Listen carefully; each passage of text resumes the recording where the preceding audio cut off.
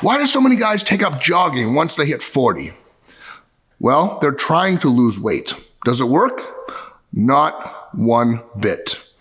You know why? Because their number one fat-burning hormone is low. Of course, I'm talking about testosterone. And when yours starts to dip, no amount of cardio is going to help you lean up.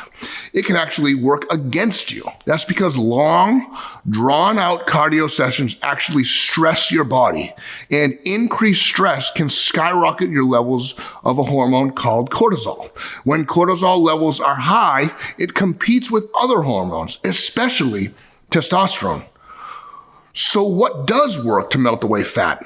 Boosting your testosterone. And when you do, amazing things begin to happen. Just like they did for Brad. He says, as a 47-year-old looking to get that energy and stamina back, I had to try this. The effects kicked in right away. I'm hooked.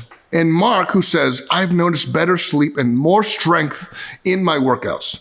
I've also noticed that I don't get tired throughout the day because of faster recovery from workout. And I'm really looking forward to more results in the next few weeks.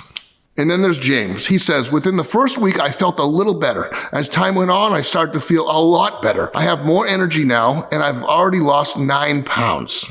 Hi, I'm DC. I'm an over 40 fitness champion, personal trainer, husband, father, and the co-founder of LIFERENU and Advanced Fit. And if you're like most guys struggling to lose weight, gain muscle, or just feel like you've lost your edge, there's a good chance that your testosterone is to blame. That's why I want you to stop whatever you're doing and click the link below to go take my testosterone deficiency quiz. When you click, it'll take you to a quick 30-second quiz where you'll answer just 5 simple questions. After answering, you'll immediately be taken to a video where I explain why you have low T and what you can do about it. So go ahead and click that link now, and I'll see you in just a second.